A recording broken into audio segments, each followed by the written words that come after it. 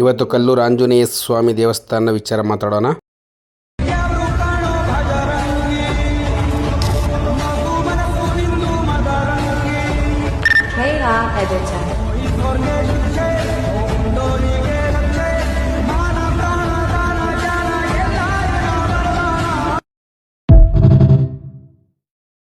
ಇದಿರೋದು ಮಾಗಡಿಯಿಂದ ಮುಂದೆ ಬೆಂಗಳೂರು ಹೋಗೋ ರೋಡಲ್ಲಿ ವರದರಾಯ ಸ್ವಾಮಿ ದೇವಸ್ಥಾನ ಅಂತ, ಅಲ್ಲಿ ಒಂದು ಆಂಜನೇಯನ ನಿಲ್ಲಿಸಿದ್ದಾರೆ. ಅದನ್ನು ನೋಡ್ಬೋದು. ಅದು ನೋಡ್ಕೊಂಡು ಮುಂದೆ ಹೋಗಿದ್ರೆ ವರದಿನಹಳ್ಳಿ ಹತ್ರ ಬಲಗಡೆ ಕಟ್ಟಾದರೆ ಒಂದು ಕಿರಿದಾದ ರಸ್ತೆ ಇದೆ, ಕಲ್ಲೂರು ಗ್ರಾಮ ಅಂತ. ಅಲ್ಲಿಂದ ಹೋದರೆ ಸೀದಾ ಸಿಗೋದು ನಿಮಗೆ, ಅಲ್ಲಿ ಸಿಗೋದೇ ಶ್ರೀ ವರದ ಆಂಜನೇಯ ಸ್ವಾಮಿ ಆ ದೇವಸ್ಥಾನ. ಇದೇ ನೋಡ್ಬೋದು ಮುಂದೆಗಡೆ ಆರ್ಚಿದು. ಅದರಿಂದ ಒಳಗಡೆ ಹೋಗ್ತಿದ್ರೆ ಪ್ರವೇಶ ಮಾಡಿದ್ರೆ ನಮಗೆ ದೇವಸ್ಥಾನ ಸಿಗುತ್ತೆ. ಮೊದಲು ಆ ದೇವಸ್ಥಾನದ ವಿಚಾರವನ್ನು ಹೇಳ್ತೀವಿ. ವಿಶೇಷತೆ ಏನು ಅಂತಂದರೆ, ಇದು ಹೊಯ್ಸಳ ಕಾಲದ ದೇವಸ್ಥಾನ. ಇದು ವರದ ಆಂಜನೇಯ ಸ್ವಾಮಿ ದೇವಸ್ಥಾನ ಅಂತ ಇರೋದು. ಮೊದಲಾಗಿ ಯಾವುದೇ ರೀತಿಯಂಥ ದೆವ್ವ, ಗಾಳಿ, ಪಿಶಾಚಿಗಳು ಯಾವುದನ್ನು ಬಂದಿದ್ದರೆ ಅದಕ್ಕೆ ಮರೆ ನೀರು ಅಂತ ಹಾಕ್ತಾರೆ. ಸೊ ದೇವರ ಅಭಿಷೇಕದ ನೀರು ಹಾಕೋದ್ರಿಂದ ಬಿಡುಗಡೆ ಆಯ್ತದೆ. ಕೆಲಗೆ ಮಕ್ಕಳಾಗದಿರೋರಿಗೆ, ಸಂತಾನ ಭಾಗ್ಯ ಬೇಕು ಅನ್ನೋರಿಗೂ ಸಹ ಈ ರೀತಿಯಾಗಿ ಮರೆ ನೀರು ಹಾಕಿ ಅವರಿಗೆ ಅದು ಸಹ ಒಳ್ಳೆಯದಾಗಿದೆ ಭಾಳ ಜನಕ್ಕೆ. ಪಕ್ಕದಲ್ಲಿ ಶ್ರೀ ಮಹಾಲಕ್ಷ್ಮಿ ದೇವಸ್ಥಾನ ಬೇರೆ ಇದೆ. ಇವಾಗ ನೋಡ್ಬೋದು ಶ್ರೀ ವರದರಾಯ ಸ್ವಾಮಿ ದೇವಸ್ಥಾನ ಈಗ ಓಪನ್ ಆಗ್ತದೆ.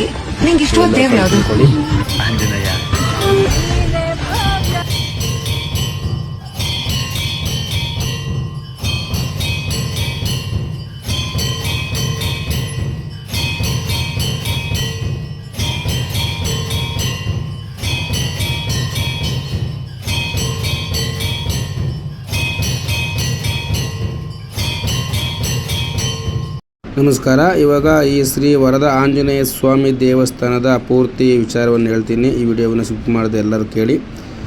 ಶ್ರೀ ವರದ ಆಂಜನೇಯ ಸ್ವಾಮಿ ದೇವಸ್ಥಾನ ಮೊದಲಿನಾಗಿ ವರದ ಆಂಜನೇಯ ಅಂತ ಯಾಕೆ ಬಂತು ಅಂದರೆ, ವರ ಅಂತಂದರೆ ಇಲ್ಲಿ ಯಾರೇ ಸಹ ಬಂದು ಅವ್ರ ಕಷ್ಟ ಕಾರ್ಪಣ್ಯಗಳನ್ನ ಕೇಳಿಕೊಂಡು ವರವಾಗಿ ಹೂವನ್ನು ಕೇಳ್ಕೊಂಡ್ರೆ ಹೂವು ಪ್ರಸಾದ ಕೊಡುವಂಥ ವರದ ಆಂಜನೇಯ ಸ್ವಾಮಿ ದೇವಸ್ಥಾನ ಅಂತಾರೆ. ಇದು ಶ್ರೀ ಮಾಗಡಿ ತಾಲೂಕಿನ ಕಲ್ಲೂರು ಗ್ರಾಮದಲ್ಲಿ ಇದೆ. ಇದು ಬಹಳ ಸುಮಾರು 800ರಿಂದ 900 ವರ್ಷಗಳ ಹಳೆಯ ದೇವಸ್ಥಾನ, ಚೋಳರ ಕಾಲದ ದೇವಸ್ಥಾನ ಅಂತ ಎಂಬುದಾಗಿ ಸ್ಥಳೀಕರು ಹೇಳ್ತಾರೆ. ಹಾಗಾಗಿ ತುಂಬ ಎತ್ತರವಾದಂಥ, ಸುಮಾರು 21 ಅಡಿ ಎತ್ತರದಂಥ ಶ್ರೀ ಆಂಜನೇಯ ಸ್ವಾಮಿ ದೇವಸ್ಥಾನ. ವಿಶೇಷವಾಗಿ ಪ್ರತಿ ದಿವಸ 365 ದಿನಗಳಿಗೆ ಸಹ ಓಪನ್ ಇರುವಂಥ ದೇವಸ್ಥಾನ. ಇದು ದೇವಸ್ಥಾನ ಏದಕ್ಕೆ ಪ್ರಾಮುಖ್ಯತೆ ಮೇನು ಅಂತಂದರೆ, ನನ್ನ ಕಣ್ಣಂಗೆ ದಕ್ಷಿಣಾಭಿಮುಖವಾಗಿ ಇರುವಂಥ ಏಕೈಕ ಆಂಜನೇಯ ಸ್ವಾಮಿ ದೇವಸ್ಥಾನ ಅಂದರೆ ಇದು. ಪಕ್ಕದಲ್ಲಿ ವರದರಾಯ ಸ್ವಾಮಿ, ವಿಷ್ಣು ದೇವರಿದ್ದಾರೆ, ಲಕ್ಷ್ಮೀ ದೇವಸ್ಥಾನ ಇದೆ, ನವಗ್ರಹ ದೇವಸ್ಥಾನಗಳೆಲ್ಲ ಇವೆ ಇದರಲ್ಲಿ. ಇನ್ನೊಂದು ದೇವಸ್ಥಾನದಲ್ಲಿ ನಮಗೆ ಇಷ್ಟ ಆಗಿದೆ ಏನು ಅಂತಂದರೆ, ಈ ದೇವಸ್ಥಾನದಲ್ಲಿ ಹನುಮಾನ್ ಚಾಲೀಸವನ್ನು ಹಾಕಿದ್ದಾರೆ. ಪೂರ್ಣವಾಗಿ ನಾವು ಕುಂತ್ಕೊಂಡು ಹನುಮಾನ್ ಚಾಲೀಸವನ್ನು ಪಠಣೆಯನ್ನು ಮಾಡ್ಬೋದು. ನಮ್ಗೆ ಭಾಳ ಒಳ್ಳೆಯದಾಗುತ್ತೆ, ಸೂಪರಾಗಿದೆ.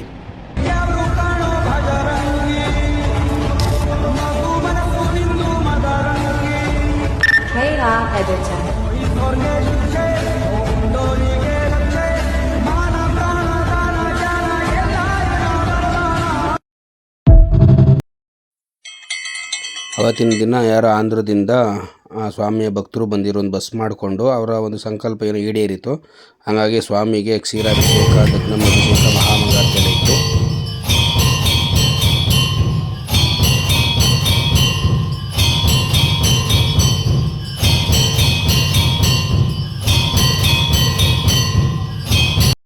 ನನ್ನ ಸೋಲಿಗಾಗಿ ಕಾಯುವವರ ಮುಂದೆ ಒಂದು ಸಲನಾದರೂ ಗೆಲುವು ನೀಡು ಆಂಜನೇಯ. ಈ ವಿಚಾರ ನಿಮಗೆ ಮೊದಲು ಗೊತ್ತಿದ್ದರೆ ಲೈಕ್ ಮಾಡಿ, ಬೇರೆಯವರಿಗೆ ಶೇರ್ ಮಾಡಿ, ನನ್ನ ಚಾನಲ್ ಸಬ್ಸ್ಕ್ರೈಬ್ ಮಾಡಿ. ಸರ್ವೋ ಜನ ಸುಖಿನೋ ಭವತು. ಎಲ್ಲರಿಗೂ ಒಳ್ಳೆಯದಾಗಲಿ.